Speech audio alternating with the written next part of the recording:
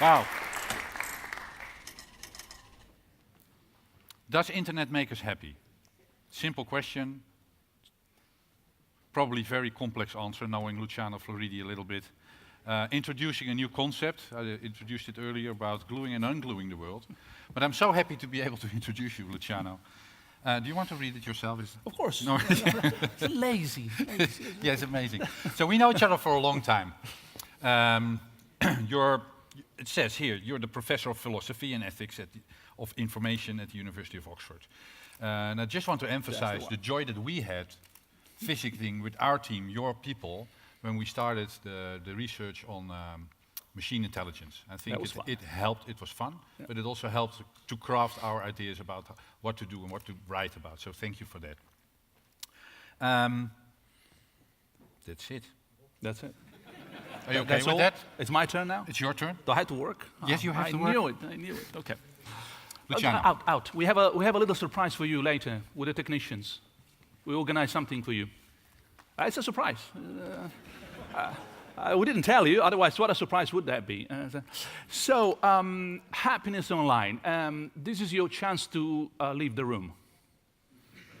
Because we had to do some work, and if this is going to be a bit heavy going, tough, you know who is responsible. Is sitting right there. So don't blame the philosopher, I'm just a messenger. He invited me. So everything started a long time ago with a mistake. And the idea that I want to share with you is based on that linguistic mistake. That linguistic mistake caused the creation of a word, to cleave, that really is mysterious. Because he has these two meanings, and I promise the other slides will not be so full of text, but no, these are the roots. On the one hand, it means to split or sever something, cut. But then look at the other meaning, to stick and adhere strongly. So you cut and paste. Not even Theresa May is that confused. So how do you do this? How can you possibly organize something that cut and paste? Well, that comes because of two different words that in the end ended up by being spelled in the same way. And so today we have this wonderful word in English, which means two opposite things, to cut and paste. But, of course, cut and paste. Fast forward a few centuries, and all of a sudden you can use that to describe the digital power. The digital power is to cut and paste, and not what Microsoft allows you to do. No, way more deeply. It cuts and pastes things that we have always, or at least us in this room, and sometimes always as in generations always, for centuries, sometimes for millennia, considered to be a block. Well, the digital splits that block. And again, us, or maybe for centuries or even millennia, we have considered them separate, and yet the digital puts them together. Now, if you have this idea clear in mind, the next 10 minutes is just a little walk to show you what we cut and paste conceptually, and how that leads to a certain understanding of what happiness could be online, through the internet, digital happiness. So what I'm going to show you is basically a gallery of things that we have first cut, presence and location. Of course, the digital cuts that into two, but even my grandfather would have considered that inconceivable. You are where you interact, and you interact where you are. You can't be in one place and yet be present elsewhere. Now, if you think of that in terms of, oh, the bank is closing the local branch, it's because the local branch of the bank is a location place. It's not a presence place. So the local branch of a bank is a location place looking for a presence which is no longer there, is online. That's why we're closing it. Law and territoriality, of course. But this has been with us for centuries. It's the Westphalian organization, at least in this corner of the world. My place, my rules, your place, your rules. It took quite a while to get that sort of agreement, But for the past few centuries, that's exactly the way we work in Europe. Unfortunately, cyberspace doesn't look that way at all. So anyone with a right to be forgotten, etc. debate knows that these two have been detached. Again, just for the past generation, it would have been inconceivable. Ownership and usage. Netflix, anyone? IBM? Uber? Who needs to own anything in order to make sure that you make business out of something else?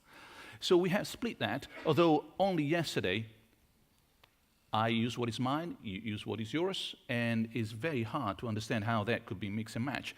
Not least because ownership has been classically defined in terms of my right to forbid anyone from using what is mine. Usage, possession. Agency and intelligence, I know that you heard exactly the opposite, but that's the way we are going forward. We have split the ability to perform a task successfully from any need to be intelligent. Because the iPhone I left outside wins anyone in this room at chess, and it has the intelligence of my grandmother's fridge. Now, 0. And that's why it is so good. In fact, actually, for anyone interested here in AI in the future, that's exactly where you should be looking. Where could I split the need of intelligence from the ability to perform that task successfully? Because if I can split that task there, that is the next business I'm going to be in. But it's not just about splitting, I told you, it's cleaving. So it's also about joining production and consumption. This has been a long time ago, since the 80s. But I put 2 pluses there because for 90% of our life on this planet, actually that has been always together. It's only in the last 10,000 years, which for a philosopher is really yesterday, that we have lived in a society where the two were split, namely from agricultural society onwards, 10K away, where I grow potatoes and you make something made of iron and we exchange. But before that point, we were eating what we were able to hunt or find. And we did that for about 90,000 years. 90. So it's only recently that we reunified this. Authenticity and memory. Well, that's the blockchain. How does that work? Well, clearly, memory, the digital, is not authentic unless you have a blockchain. In which case, you can know exactly where it comes from. And like an old painting, you know the history of. You know exactly that is a Caravaggio because you have a record that leads all the way to the master painting it with all the chain of causations and records. And information and identity. Well, that's us, but surely in the past, no one thought in terms of, certainly not the great philosopher, in terms of our personal identity as our information. And yet, today, we are all data subjects because we have unified this into a single block. And the offline and online. Well, who today still asks the question, are you online? If you ask that question, you must be from the 90s. Because today we all live on life, QR included, as you've seen. Meaning in that special space where a bit of everything is happening, a bit digital, a bit analog, and asking whether one is the other or not is a mistake. So this is a quick show of what we have cut and pasted in the past few years. And no wonder we are confused. I mean, this is essentially rewriting the history of our conceptual framework that we inherited for millennia of thinking about what is what. What about happiness then?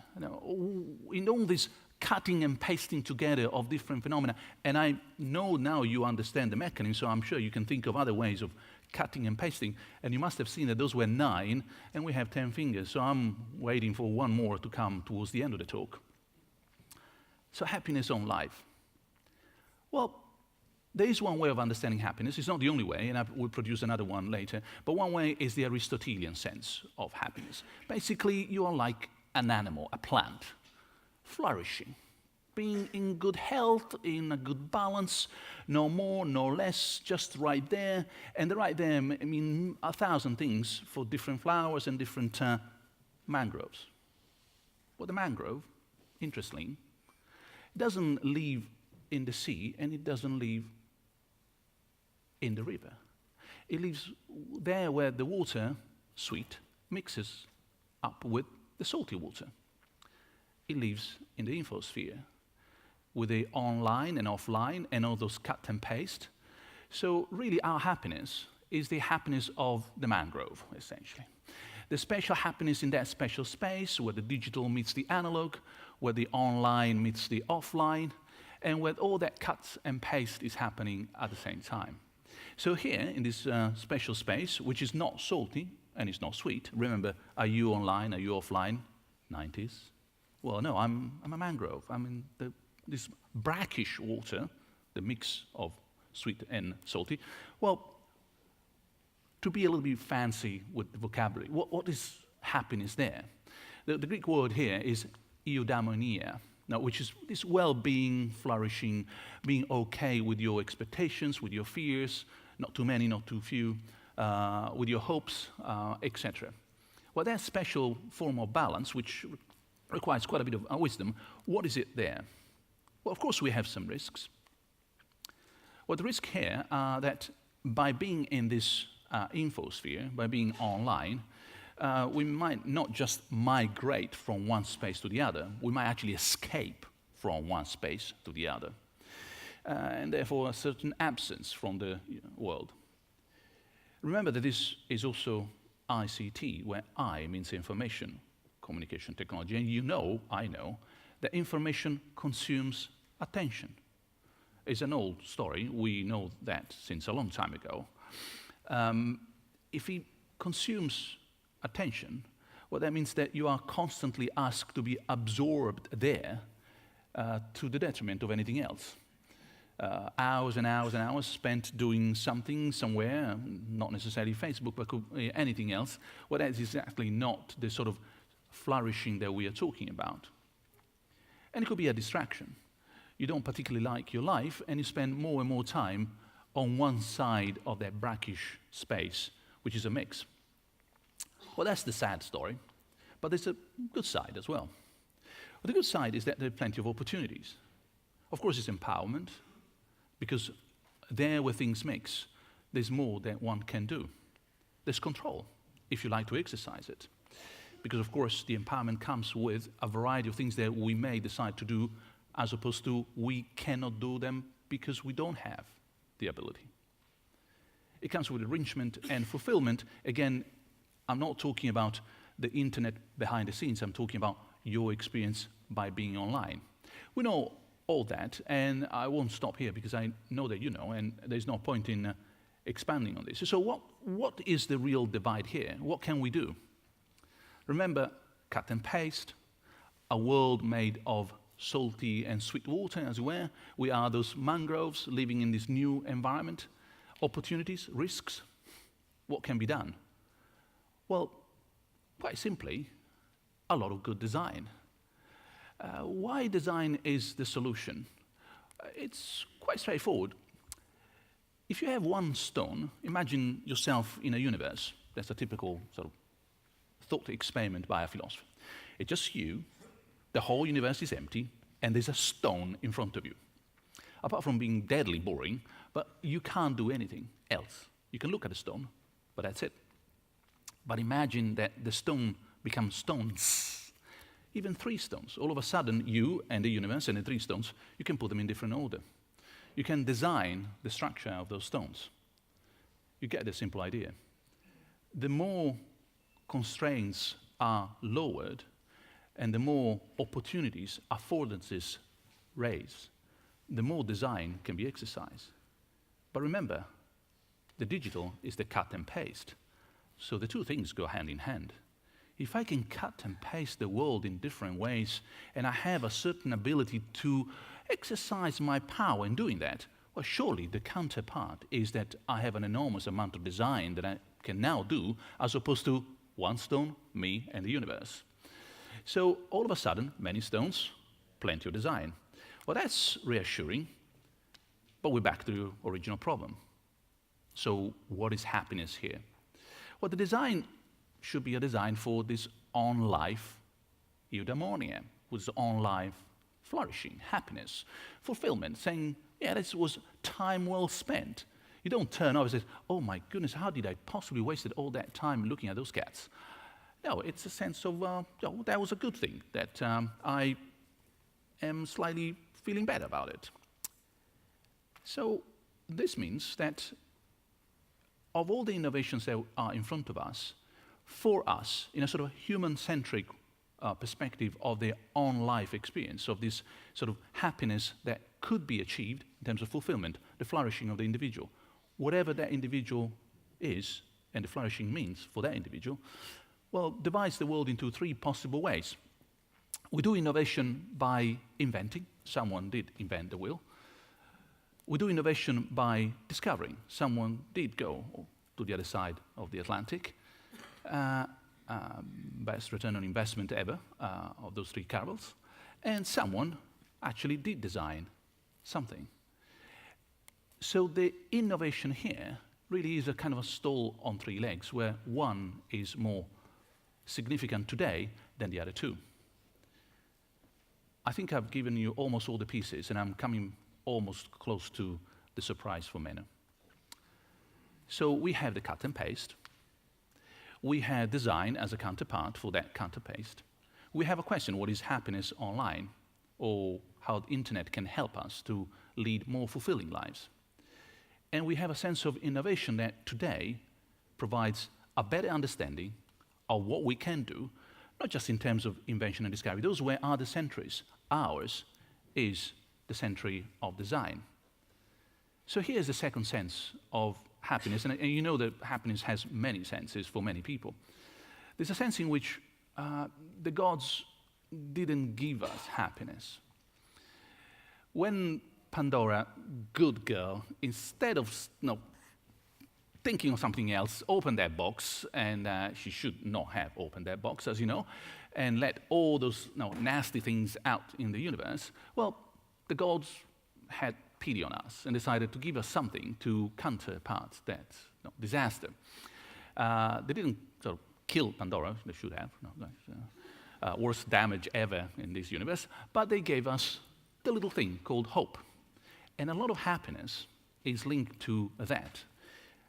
Little hope there that makes a difference between what you can achieve and you think you might achieve tomorrow, or what may happen despite the bad news or the disappointing state of affairs. In that context, here is the last bit of happiness that I hope we might actually be able to achieve. Remember I told you we have 9 fingers. No, we have 10, and I only listed 9 cases of cut and paste. In a world where design is the way forward, where the cut and paste allows us to do much more in terms of affordances and constraints, where the digital is the new wave with respect to which we will organize our well-being, well, maybe we could have a human project that is different from the one we have pursued so far. Maybe we could detach capitalism, which we heard today is one of the greatest engines for the creation of wealth ever invented by this species on this planet, from an accidental byproduct, which is consumerism. You don't have to own all those things. It's calculated that your German average citizen owns 10,000 objects. Now, you must have heard this, read this somewhere.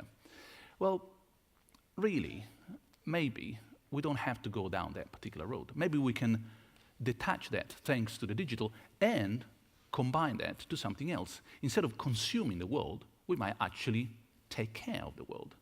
Well, that would be fostering instead of consuming. And if we foster, if we take care of the world, and there's a plenty of good business to be done over there, then we could start looking at firms as good citizens. And good citizens have a right to vote. This is unorthodox, but novelty in the 21st century calls for unorthodox thinking. We know, everybody knows that firms do politics in the corridor. They do it behind the scenes. They don't have to. They shouldn't. They should be in the room. A way forward in terms of happiness and how we organize a better well-being in this new world that we're constructing, the on-life experience, the brackish waters, for us, the mangroves that need to live there, do you think that we can really build that without having a full stakeholders round the table, including all the companies that are actually building that space as we speak? I don't think so.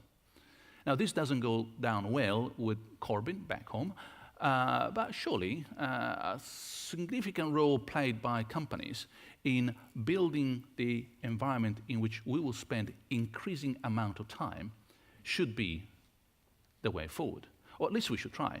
So firms as political agents for good, that is not an heresy, is a potential way forward for a world that allows for more happiness for everybody. And I'm coming to the end of my talk and the little surprise for Menno. So the digital age is the age of design. It's not the age of invention, and it's not the age of discovery. Not because discovery and invention are not important. Of course they are. Now remember, these are three legs. You need all of them. But one is more important, more significant than the other. In that age, we can design the environment in such a way that our hope and our well-being are joined in a context where there's a bit of an ecology for the minds involved. We can live better in that environment if we get everybody involved. Why? Because the design of that environment, the cutting and pasting of all the elements that go into the construction of that environment, doesn't rely only on society and individuals, it also relies on strong agents called firms, companies. So maybe they should be involved in having a better environment for everybody. It's time to call them from the corridor and get them in first person in the room around the same table, so that we know also what decisions they take. So it should be really the age of good design for the eudaimonia. And here, if the technician allow me to do the little present for Menno, a philosopher cannot afford to have a dream. No, of course not. Not after Martin Luther King. But I can say a little prayer for you, surely. Gentlemen?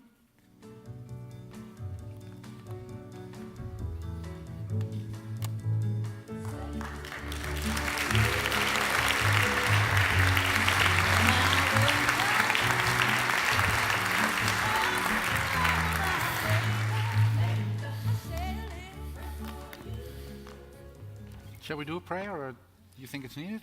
It was for you. Thank you. Thank you so much. I was already confused during your talk, and now I'm here, looking at my questions. So let me try to make a fool out of myself here on stage next to you.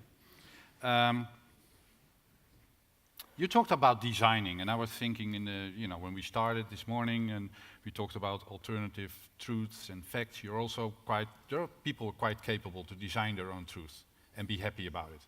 Is that a possible future? This is happening now. How do you look at this evolving? Do you think, a lot of people are happy about, and even knowing that it's not the real truth. So how do we deal with that? Is it okay? Is it because they're happy, it's okay? So ultimately, because it's about our own way of feeling fulfilled, if you really, really are deep down happy, well, that's all there is, deep down. Trouble with the constructed happiness that we sometimes get involved with is that it's very brittle. In other words, it takes little to prick the bubble and make everything collapse. So the person who didn't want to see things, or believed that the earth was flat, or whatever else, that Trump was a good guy, well, sooner or later, reality hits hard. So the happiness that we want to build, certainly in this new environment, is a robust happiness, a happiness that is resilient. Okay. Does that help? No. So that when the bad news arrive, you're still there with plenty of happiness to spare, instead of saying, oh my goodness, I thought she was faithful, but she wasn't. That kind of thing. That I understand. Does that drive the message home? Yeah, drive the message home. So, a lot of people, a lot of psychologists, the recent ones are saying meaning is bringing happiness, and other ones are saying there's no meaning at all. Meaning doesn't exist. There's no, meaning for life. So, is believing that there's a meaning helping you to be happy? Not quite. The meaning discussion has one axiom which is often wrong, let's say. They all think in terms of Robinson Crusoe on an island. There is no meaning for Robinson Crusoe on an island, because meaning can only be given and received to someone else. But you can't give meaning to yourself. So I can give meaning to you can give meaning to me, but it takes an interaction. That's why these technologies can help a lot, because they put us together. They're called social media for a reason. And that sort of bringing together, that is potentially very meaningful. So it takes two, basically, two meaning. Even more confusion, yeah, I know. You and me, okay, okay. And this one, I mean, I want to apologize because I think you made a mistake, but put it in a question.